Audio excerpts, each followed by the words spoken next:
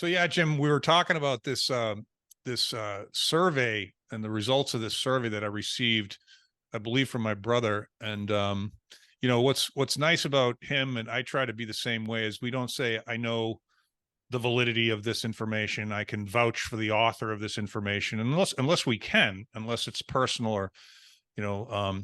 But a lot of people send information around, and you don't know whether it's vetted or true. But some of it is so credible by the nature of the results and the disparity, if you will.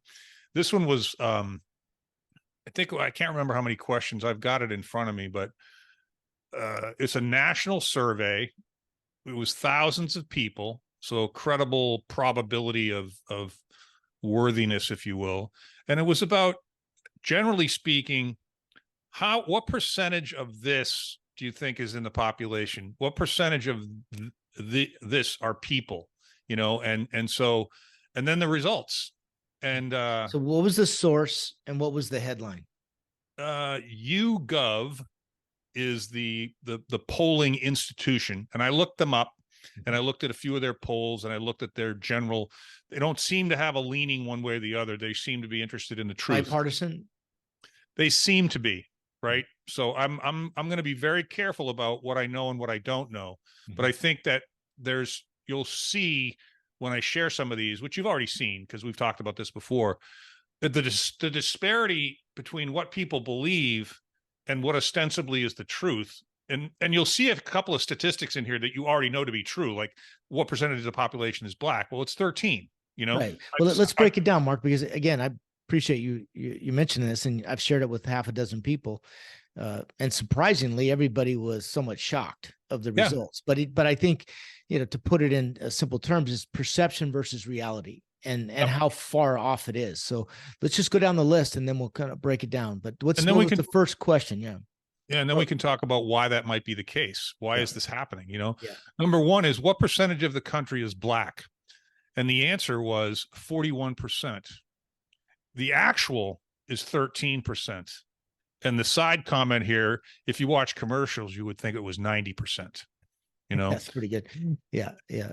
So the poll was general questions, and again, back to public guessing, the perception of it, but a fact check in the actual reality, and they were off by double digits in terms of it. To me, it's 13 to 41 they're off by 300%. Hey, just simple math, right? And we're not here to argue the results. I don't care, and I don't care if you want to put a lot of Black people and a lot of Asian people and a lot of transgender people in commercials. That's your prerogative. Right. I just think sustainably and over the long term, that doesn't make sense from a marketing standpoint. You're appealing to the wrong audiences. It's kind of like the Bud Light fiasco with Dylan Mulvaney. You're thinking for a second that people like Dylan Mulvaney are the ones buying Bud Light. Yeah. It's not only disingenuous, it's stupid, Yeah. So number two, what percentage of marriages are mixed race? The answer was 50%. The actual is 1%. And if you watch commercials, you'd think it was 90. What's the percentage on that one? People's perception that were asked in this poll nationally, what percentage of marriages are mixed race? Yeah. About 50%. The truth is it's 1%. And now again, I am completely okay with people from different races marrying other people. It's been going on for a long time. It's just going to continue. I think it creates diversity. It creates interesting cultures. It creates new things. I think it's wonderful, right? But we're completely being misled. 1% to 50%. I'm not a mathematician, but it's either 500% or 5,000%. All right. What's the next one? This is becoming entertaining. What percentage of the population is Latino? The answer, 39%. The actual, 17%. So it's twice. Yeah. Now this is national, right? Because I do think in California, for example, where I live, it is about 40% of the population. Oh yeah, there's In going to certain be, I areas. mean, So, and that's, there's some variable based on the area that you're located in, which becomes more of your reality, versus that. But and maybe, this is nationwide. yeah, and maybe there, but that's an interesting thing that you bring up, because anything about probability, then as soon as you constrict the geography to a city or a state or a county, now you can get a 50% thing. And then if you want to, you can take that into the media and extrapolate that as a national thing when it's not, it's a local thing. Interesting. That's misleading though. It is misleading. It is misleading. Yeah. Yeah. So, I mean, and I think the funniest thing throughout this whole thing is I'm not at all concerned about what the trends are, where things are going necessarily, because we're becoming more diverse. Right. Yeah. These are not predictions. These are just statistical facts. So these are just how we're being misled. Okay. This is this is very interesting. Number 4, how many families make more than $500,000 a year? The answers are 26%. Actual, 1%. We think a quarter of the country is rich. And this notion, dude, where there's very, very few people have all the money is true, right? But you trace that back to the Rockefellers and the Rothschilds and the Morgans and the Mellons and the Carnegies. That's why that's going on. And we're moving away from that with people like Jeff Bezos and Gates and the more modern people that have made their own money. Yeah. But the fact that most people think it's 26%, think of the political narrative that allows people to take if they push that narrative. Yeah. A narrative of unfairness, a narrative of victimhood, right? Yeah. That's right. That's behind all that shit. Yeah. I love the closing comments, but that's the cliffhanger. We'll save that to the end. But what's the next one? Number 5, what percent of Americans are vegetarians? Response, 30%. Actual, 5%. Wow. Yeah, doesn't it make your mind kind of blown and kind of go like, think of the marketing implications of that. Think of the political implications of that. Yeah. We're appeasing a very, very small percentage of the population when we push vegetarianism. Now, do I think there's anything wrong with vegetarianism? Absolutely not. Right. I think it's a personal choice, right? But to suggest that that's not the case, that 30% of the population is vegetarian and we need to act that way, that's false. Yeah, that's misleading, to your point earlier. Well, what else is also misleading? Like you said, I'm not here to judge people. That's their choice, but also the nutritional value of a vegetarian diet lacks a lot of needed food ingredients. That's that we have the data on that too. You know what I think about that, and beyond the political potential of it is, I think, and my brother-in-law said this to me years ago. He's a nutrition guy and a acupuncture guy and a Eastern medicine, studied in China for a few years. He said, I've come to the conclusion that all of us are different, right? And we all need different levels of different things based on genetics, based on our size, based on our gender, culturally speaking. But one thing that I've discovered through trial and error is I think blood type has a lot to do with what we need, what nutrients we need.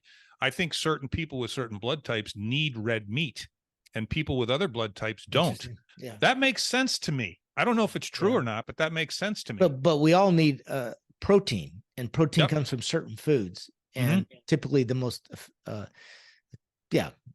meat obviously has the most protein in terms of anyway, let's get off. I don't want to get off topic, but what's the next one? It's a bit of a rabbit hole, I guess, but number 6 is, what percent of Americans live in New York City?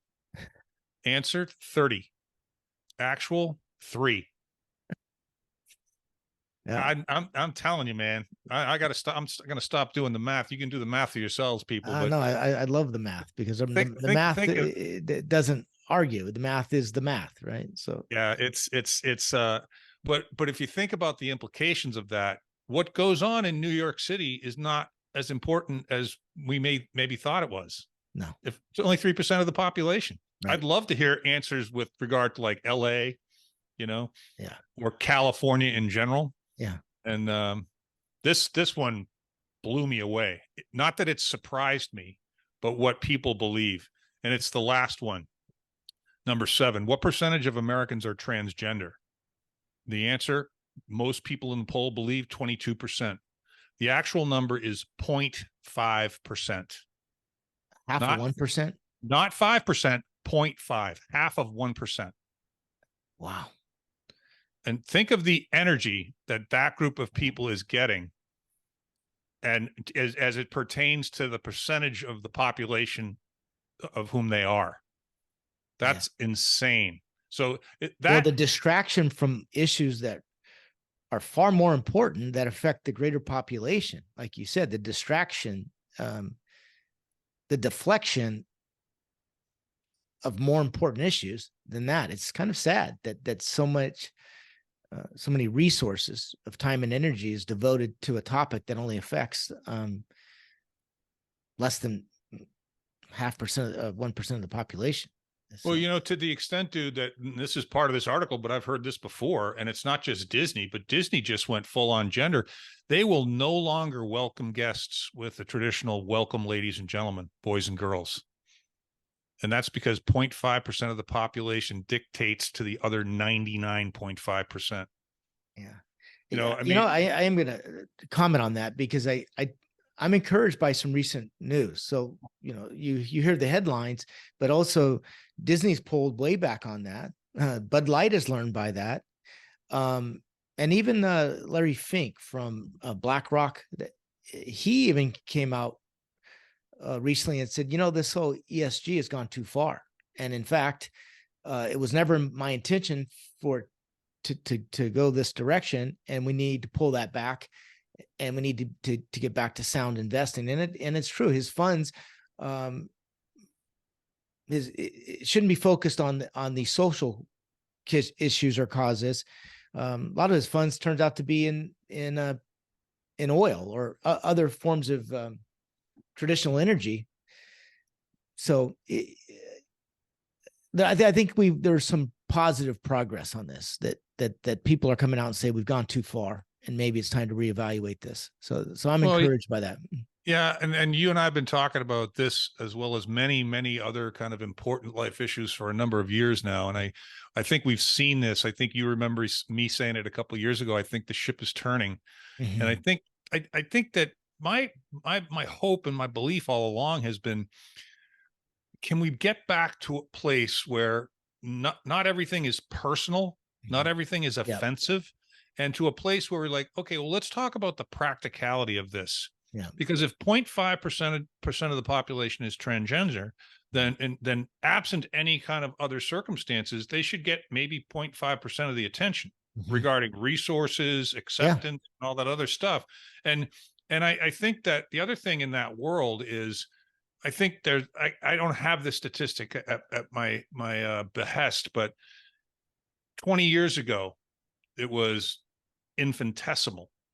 And now something like 2 out of 5 kids are professing to want to be transgender.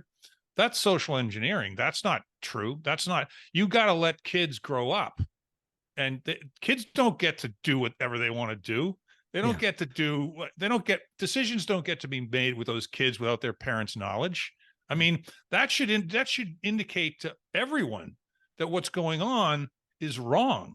So let's investigate that. Let's not just go, well, you're not compassionate, you're prejudiced, you're anti-transgender. That's bullshit. That's bull. I'm not anti anybody, you know, except maybe pedophiles and murderers and sexual predators, you know? Right. So that was the last one? That was the last one on this particular poll. Right. But, you know, but then it goes on.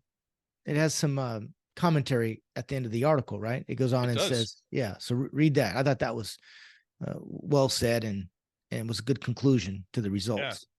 So why do people have such inaccurate thoughts on these counts? The media runs race, gender, and wealth stories constantly. The result, you're being brainwashed by the national left with the media. Hitler's propaganda minister, Joseph Goebbels, would be proud if he had half the success.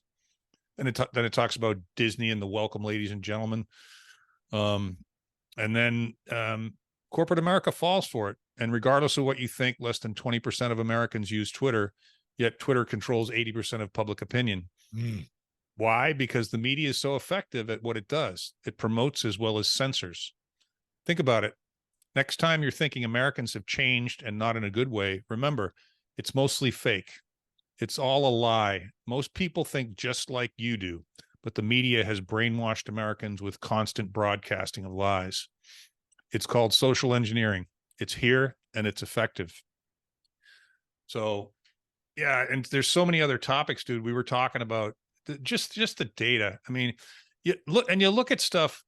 I've said to you many times, and it doesn't matter what the event is, whether it's a laptop or a insurrection or whatever, a crime, any event that is serving whoever the media is behind, we don't get the information. Well, Mark, let's break this down. Let's break this down in terms of the media is it's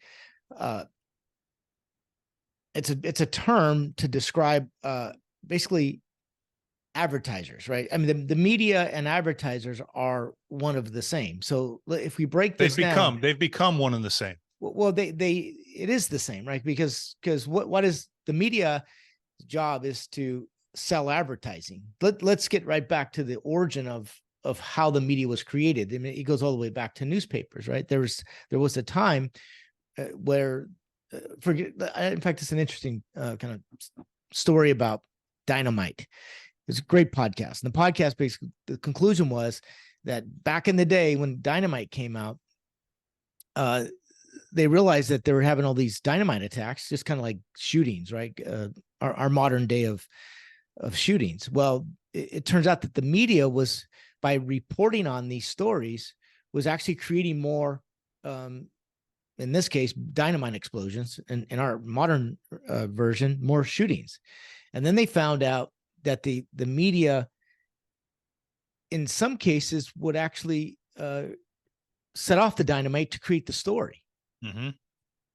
And that was kind of the first steps to create standards in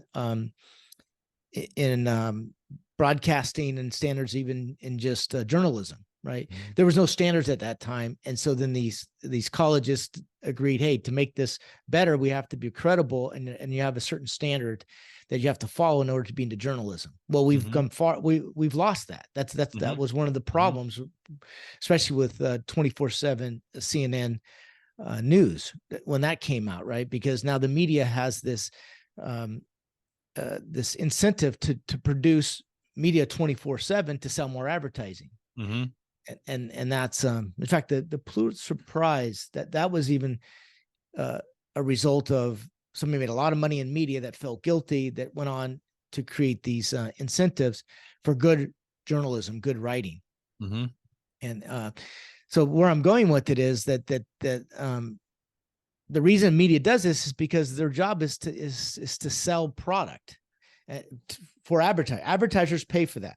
In order to grab our attention, they have to interrupt what we're thinking, and that goes to the lizard brain, right? The short, what is fearful? What's a threat to me?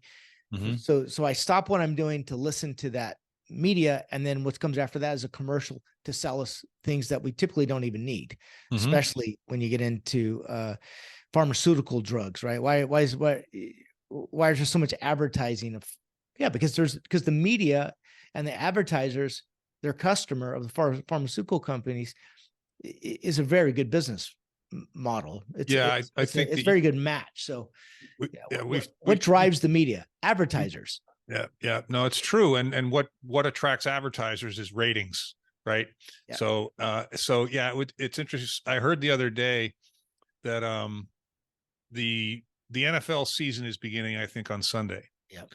And apparently both campaigns are throwing oodles of money. So we're going to be seeing, if we're watching football, we're going to be seeing political advertising. Like, it's going to be pushed down our throats. No, I'm glad you mentioned this, because that is the largest purchaser of commercials during an election season.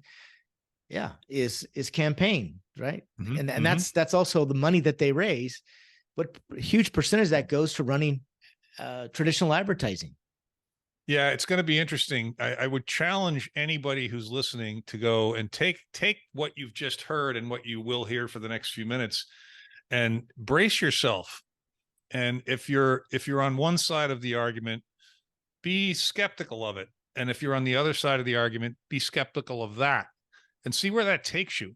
Yeah. And see how many transgender people are in commercials, see how many interracial couples are in commercials, see how, based on what I believe are the true numbers, even if these true numbers are a little off, the disparity is still outstanding. It's incredibly ridiculous. Mm-hmm. And maybe that's what I like to do personally, is when I'm faced with information that scares me, confuses me, doesn't fit my narrative, I'm interested in finding out why that is. And I think most people, maybe not most, but a lot of people are kind of like going along for the ride. Mm-hmm. I remember years ago, Jim, and I told a story when I coached. I walked into a bank when you still walked into banks, so 20, 30 years ago. Mm-hmm. And I walked in, and there were two young ladies behind the glass at teller lines. And one of them, there was nobody in line. Mm-hmm. And in the other one, there was about 10 people in line. And it struck me pretty quickly. She's behind the glass. She hasn't opened yet, but she's about to open. Mm-hmm. And everyone in this line is like, they don't want to go over there in case she goes, I'm not open yet. And they get embarrassed and have to walk back to the end of the other line. I'm like, fuck that. I'll go over and wait. And I walked up and I got there. And as soon as I got there, she was open. And 5 people from the other line ran over behind me. Yeah. I think that's the human condition. I think what I did there is unique. And I think you probably would have done it too, but it's like, or at least think about it. Why is she alone? And there's 10 people here, like, backed up, it's an iteration of the same thing. Yeah. Yeah. So yeah, what do you do with this? I think it's worthy of having conversations with people. Maybe you'll convince somebody to believe or question what the media is saying, particularly the mainstream media. But what does that mean anymore either? If you look at some of the statistics as far as the mainstream media, like compared to, say, a podcaster like Joe Rogan, mm-hmm. in terms of eyeballs and ears, it's there's a major shift going on as far as what we consider mainstream media.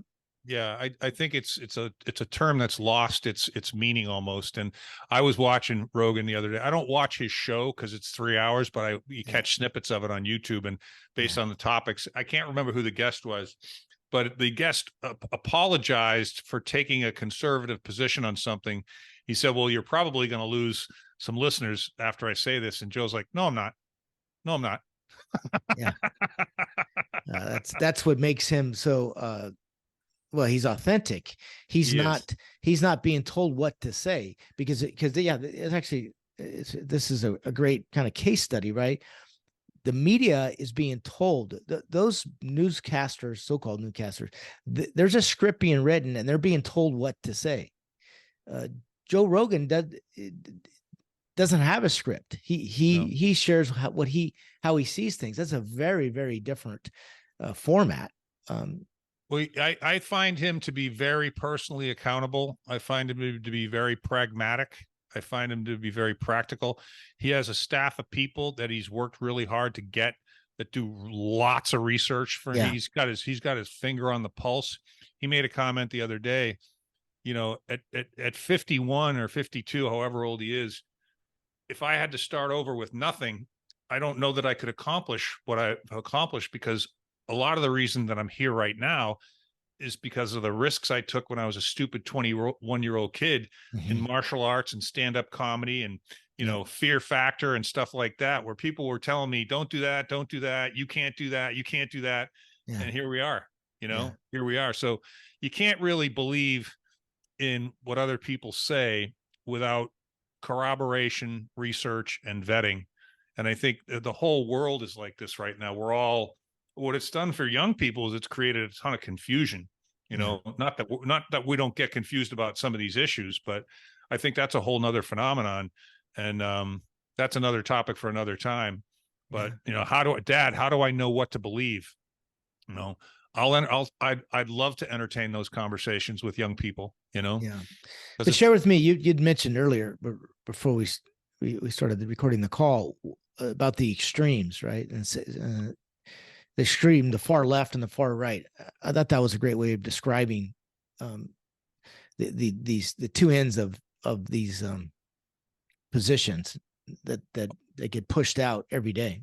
I think that, well, I wish they got pushed out more, but I think what I said was something along the lines of, you know, you have people that are liberal and you have people that are conservative. Then you have what they call the middle, right? And then you have the far right and the far left. I Mm-hmm. believe the far right and the far left should be dismissed Mm-hmm. entirely as fanatical, Mm-hmm. right?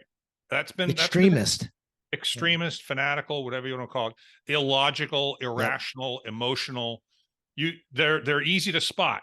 They're easy to Mm-hmm. hear. They're easy to see, you Mm-hmm. know. And if we could get back to a place where we could talk to people with whom we disagree without getting emotional, without getting personal, without being deeply critical, and just say, "Huh, that's an interesting take. Mm-hmm. Let's discuss that. Let's dig into that a little." And I Mm-hmm. think in some of those, if more of those conversations took place, more people from the left would come into the middle, and more people from the right would come into the middle, and that's how we get shit done, you know. Yeah, that sounds like a third party that probably will never happen in our lifetime. And that's the red versus the blue. You need a purple in order to make that work. But you know, I grew up in Boston, and there was a guy there. He was the Speaker of the House, Tip O'Neill. You Yep, might remember the name. sure. Yeah. Big Irish guy, and he was famous for reaching across the aisle, Yep. and he did it with Irish charm, practicality, cocktails, dinners. He formed friendships with people with whom he Yep. disagreed, Yep. and he was really good at it. So it can be done. Yeah. It can I be done. recently listened or read an article about how different that is. That there was a time when you're right, the Democrats and Republicans would have it out, on the floor or whatever, but then they'd go have a beer and they'd get things done. And today they don't associate at all. They're bitter enemies, and there is no cross pollination of thoughts, ideas, or even compromise. One of the most things that I'm closest with as an example of that is in sports is in basketball was Larry Bird and Magic Johnson, Mhm. you know, and it was white and black. It was Celtics and Lakers. It was I'm the best, I'm the best. And those guys are like best friends now. And Mhm. they started their friendship while they were still playing. But when Yeah. they first started playing, because Magic Johnson beat the shit out of Larry Bird's team in the championship in college, right? Mhm. Yeah. And then they both became big stars, and they had nothing in common except an appreciation for what they both went through to get where they got. You Yeah. know, that was really magical to watch. No pun intended. Yeah. Yeah. But let's just compare that to some of the so-called leaders of athletics. Colin Kaepernick, um, LeBron James. If you think about those stories, those are all they become political. Yeah, But they're to one polarizing. side. They're They're polarizing. polarizing. They're polarizing figures. They on purpose, and I don't know. I don't know why LeBron James does it, but you know, when I remember my girlfriend says it to this day. He's been a baby the whole time. He complains all the time. He whines all the time. Yeah. And the guy has no reason to whine, you know. No. And Kaepernick did it because he didn't have the talent to do it without doing that. You Yeah. know, LeBron's got the talent, so I don't understand why he says stuff like I'm afraid every time I walk out my front door with a Yeah. security guards around him. The guy's 6'8", 265. Like seriously? I mean, it's embarrassing. You know, Yeah. it's embarrassing because he could, and he does. I'm sure he does a lot of good. I hear that he's a very charitable guy and he does a lot with kids and all that. But why? How is that a good example for any young black kid? Yeah. Right? Victimize. Yeah. You know, I think the race baiting probably is what bothers me the most, because the race baiting of every news channel that does that, they have an agenda, and that's just to agitate people so that we that divide us and then create these groups, and it's damaging, I think, to everyone involved, and that's I'm become oversensitized to that. No, I get it. You and I have talked about it. It leads me to one kind of last thought, if you will, and that is when someone comes at me, I don't do this 100% of the time because I'm a human being, with a emotional argument and a personal attack, and I know why they're doing it. They don't even know why they're doing it, but they don't have any data to back up their position. I've developed a pretty good ability to say, I'm not taking that bait. Yeah. I'm going to say, that's an interesting position on that. Once you take a couple of deep breaths and we can depersonalize this conversation, I'd be very interested to talk to you about that. Yeah. It disarms them, because that's what it is. Race baiting is jumping on emotion, and it's jumping on unfair victimhood bullshit, But I think that if we're going to get as a population closer to the middle, closer to civility, closer to reasonableness, I think one side of the discussion has to take the emotion out of the other side and diffuse that. Because if it's an emotional conversation, it's not going to be a practical conversation. It's not going to be an objective conversation. So I think that's a skill that I'm going to spend the rest of my life trying to get better at. Yeah, that's cool.